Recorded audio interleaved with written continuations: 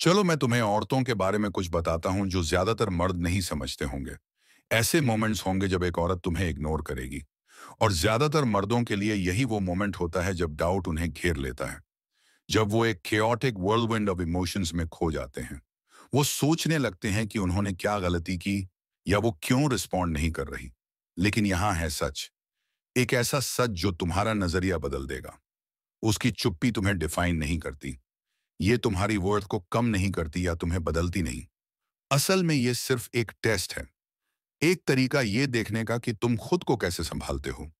तुम यहाँ आए हो स्टोइक वे सीखने, अपने आप को मास्टर करने, नॉइज से ऊपर उठने और अपने ईगो को डिसमेंटल करने बिना एक उंगली उठाए।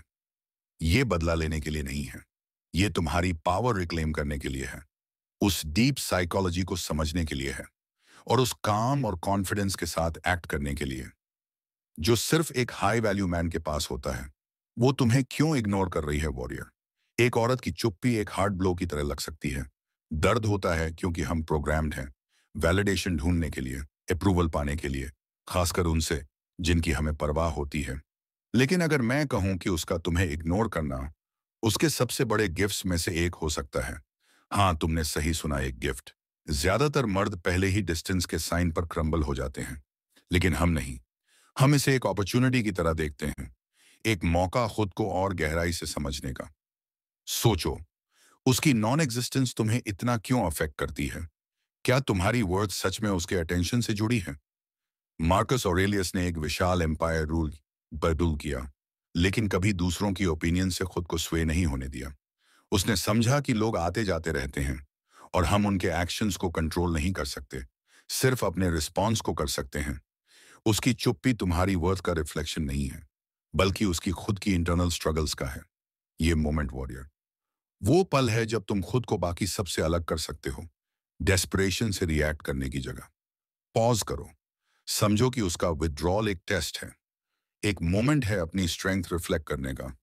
शायद वो तुम्हारा पेशेंस टेस्ट कर रही है, या शायद वो अपनी खुद की प्रॉब्लम से जूझ रही है, या हो सकता है उसे बस तुम पसंद नहीं हो। पर फर्क क्या पड़ता है। फर्क इस बात से पड़ता है कि तुम रिएक्ट कैसे करते हो। इग्नोर किया जाना रिजेक्शन नहीं है। ये एक रिमाइंडर है कि तुम्हारी वैल्यू किसी और से इंडिपेंडेंट है। एम्ब्रेस करो जो तुम चेंज नहीं कर सकते वॉरियर। एक्सेप्टेंस में पावर होती है। स्टोइक्स की सबसे बड़ी टीचिंग्स में से एक है उन चीजों को एक्सेप्ट करना जो हमारे कंट्रोल में नहीं है।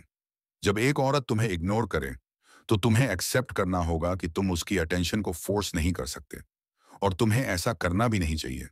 यही वो जगह है जहां ज्यादातर मर्द गलतियां करते हैं। वो उसे वापस जीतने की कोशिश करते हैं, अपनी एफर्ट्स को बढ़ा देते हैं, या फिर अपनी सेल्फ एस्टीम को गिरा देते हैं। पर क्या हासिल होता है उस चीज के पीछे भागकर जो कभी तुम्हारे कंट्रोल में थी ही नहीं। कुछ नहीं, सिर्फ वेस्टेड एनर्जी। बायोलॉजिकली औरतें टेस्ट करने के लिए प्रोग्राम्ड होती हैं, चाहे कॉन्शियसली या सबकॉन्शियसली। वो मेजर करती हैं कि तुम्हारे इमोशंस पर उसका कितना इन्फ्लुएंस है। अगर तुम रिएक्ट करते हो तो तुमने उसे वही दिया जो वो चाहती थी, कॉन्फर्मेशन कि उसके पास तुम्हारे ऊपर पावर है। पर एक स्टोइक मैन के तौर पर तुम सिचुएशन को जैसा है वैसे एक्सेप्ट करते हो और उसका कंट्रोल छीन लेते हो। एक्सेप्टेंस एक वेपन है।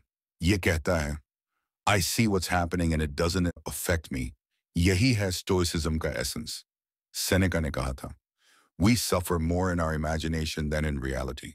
तुम्हारा माइंड तुम्हारा सबसे बड़ा बैटलफील्ड है बेंटी। उसकी लैक ऑफ कम्युनिकेशन के ऊपर खुद के लिए सफरिंग क्रिएट करना बंद करो। फोकस करो उन चीजों पर जो तुम्हारे स्फीयर ऑफ इन्फ्लुएंस में हुए हैं।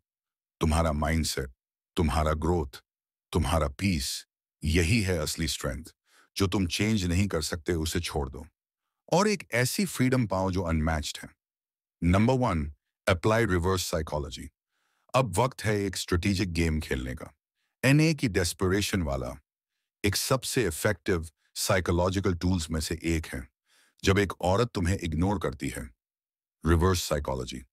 औरतें बेहद इंट्यूटिव होती हैं और अक्सर मर्दों से प्रिडिक्टेबल रिएक्शंस एक्सपेक्ट करती हैं, चाहे वो कन्फ्रंटेशन हो, ओवर कॉम्पेंसेशन हो या नीडीनेस। लेकिन अगर तुम उसकी एक्सपेक्टेशन के उलट रिएक्ट करो तो कॉन्सेप्ट सिंपल है। Show indifference. ऐसा दिखाओ जैसे उसकी अटेंशन की कमी तुम्हें बॉदर नहीं कर रही। जैसे तुम कंप्लीटली अनफेज्ड हो। जब वो पीछे हटे तो तुम और भी पीछे हटो। क्या होगा? उसकी क्यूरियोसिटी ट्रिगर हो जाएगी। वो सोचेगी तुम बाकी मर्दों की तरह रिएक्ट क्यों नहीं कर रहे। साइकोलॉजिकली एक शिफ्ट आता है। सडनली वो तुम्हारा ध्यान चाहती है। वो सोचती है उसके गेम्स का तुम पर असर क्यों नहीं पड़ा। ये मैनिपुलेशन नहीं है, ये तुम्हारी स्टैंड मेंटेन करने की बात है। एज अ मैन जो एक्सटर्नल वैलिडेशन से स्वे नहीं होता, याद रखो, औरतें इमोशनल होती हैं और उनका ईगो फ्रैजाइल हो सकता है। जब तुम उनके रूल्स पर खेलने लगते हो और फिर उन एक्सपेक्टेशंस से बाहर आ जाते हो, तो तुम अपने चारों तरफ मिस्ट्री और स्ट्रेंथ की ऑरा बना लेते हो। वो तुम्हें चेस करने लगती है, क्योंकि तुम हार्ड टू गेट एक्ट नहीं कर रहे, बल्कि जेन्युइनली तुम्हें उसकी अप्रूवल की जरूरत ही नहीं है। यही फर्क है हाई वैल्यू मैन और दूसरों के बीच। वो चेस नहीं करते, वो अट्रैक्ट करते हैं। Number 2, focus on improving yourself. Gentleman, जब एक औरत पीछे हटती है तो इनसिक्योरिटी की तरफ जाना आसान है, सोचना कि तुमने क्या गलत किया। पर मैं तुम्हें एक सच्चाई याद दिला दूं, the best revenge is massive success. जितना ज्यादा तुम फोकस करते हो अपने स्ट्रॉन्गेस्ट, स्मार्टेस्ट और मोस्ट डिसिप्लिन्ड वर्जन में ट्रांसफॉर्म होने पर, उतना ही कम उसकी एक्शंस मैटर करती हैं। जब वो तुम्हें थ्राइविंग देखेगी, अपने अंदर एक एम्पायर बनाते हुए, तब उसे रियलाइज होगा कि गलती उसने की थी, तुमने नहीं।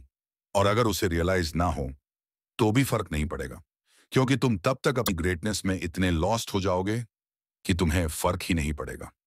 एपिक्टेटस ने कहा था, फर्स्ट से to yourself what would be true, then do what you have to do. तुम किसमें ट्रांसफॉर्म होना चाहते हो वॉरियर? वो वक्त जो वो तुमसे दूर बिताए, वो तुम्हारे लिए इन्वेस्टमेंट का समय होना चाहिए। ये तुम्हारा मोमेंट है पेन को प्रोग्रेस में बदलने का, हर फ्रस्ट्रेशन को गेम में, कैरियर में, आर्ट में उड़ेल देने का। हर रिपीटेशन, हर स्किल, हर कॉन्क्वायर्ड गोल तुम्हें उस इंसान के करीब लाता है जो तुम बनने के लिए बने हो। हाई वैल्यू मैन किसी औरत के वापस आने का इंतजार नहीं करते, वो एम्पायर बनाते हैं, चाहे कोई उनके साथ हो या ना हो।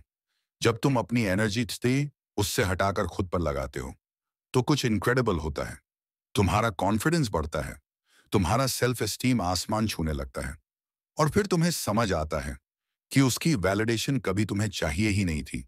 एक औरत की अटेंशन, जैसे बाकी सारी चीजें, फ्लीटिंग है, पर तुम्हारा ग्रोथ वो इटर्नल है। ये तुम्हारा मोमेंट है उठने का, अपने बॉडी को बिल्ड करने का, माइंड को शार्पन करने का और इन्फ्लुएंस को एक्सपैंड करने का। जब तुम ऐसा मर्द बन जाते हो जो सिर्फ अपनी जर्नी पर फोकस करता है, तो उसकी एब्सेंस सिर्फ एक डिस्टेंट एको बनकर रह जाती है। तुम्हारी ग्रेटनेस की आवाज के सामने वॉरियर, उसका तुम्हें इग्नोर करना कुछ भी नहीं है। उस पावर के सामने जो तुम खुद को ग्रो करके महसूस करोगे, तो उठो, अपना एम्पायर बिल्ड करो, अनस्टॉपेबल बनो। तुमने अभी सीखा है कैसे अपनी पावर को मेंटेन करना है। जब एक औरत तुम्हें इग्नोर करती है, लेकिन ये सिर्फ उसके बारे में नहीं है, ये तुम्हारे बारे में है, तुम्हारे ग्रोथ के बारे में, तुम्हारी पीस और तुम्हारी जर्नी के बारे में, toward becoming the best man possible. अगर तुम इस चैलेंज के लिए रेडी हो तो कमेंट्स में लिखो, चैलेंज एक्सेप्टेड। दुनिया को बता दो कि तुम किसी की वैलिडेशन का इंतजार नहीं कर रहे। और अगर ये तुमसे कनेक्ट हुआ हो तो लाइक बटन दबाओ, सब्सक्राइब करो और नोटिफिकेशंस ऑन कर लो, ऐसे ही और कंटेंट के लिए जो तुम्हारे वॉरियर स्पिरिट को फ्यूल देगा।